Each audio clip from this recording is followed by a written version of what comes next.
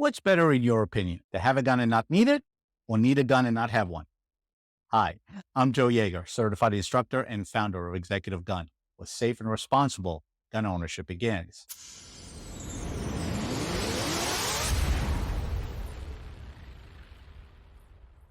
On July 4th weekend, while at a friend's barbecue, I had a conversation with Emma, a real estate agent for over 12 years. Her clientele is primarily affluent.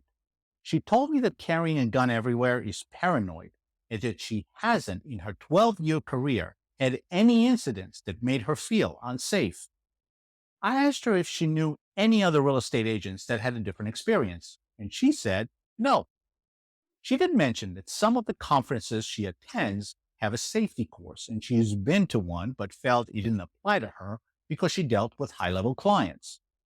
I went on to tell her about a handful of real estate agents who lost their lives on the job, quite brutally in fact, who probably felt the same way and paid the price.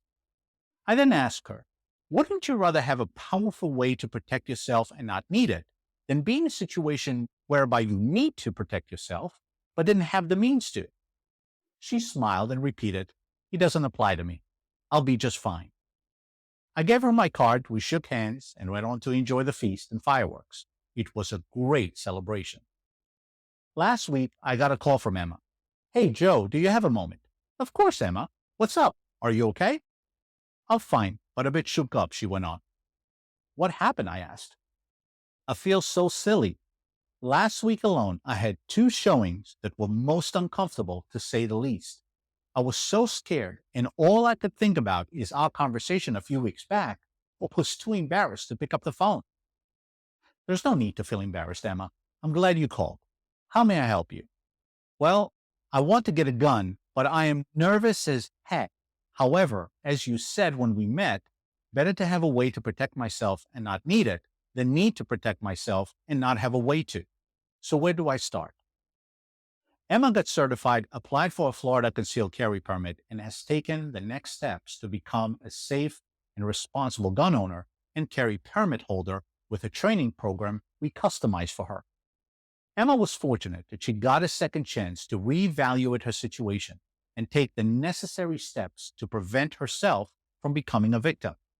At least, not without a chance at defending herself effectively and getting back to her family safe and sound.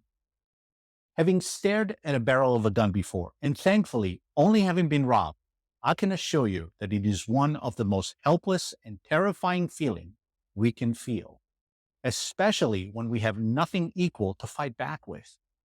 I could relate to Emma and feel a moral obligation to share her story and message.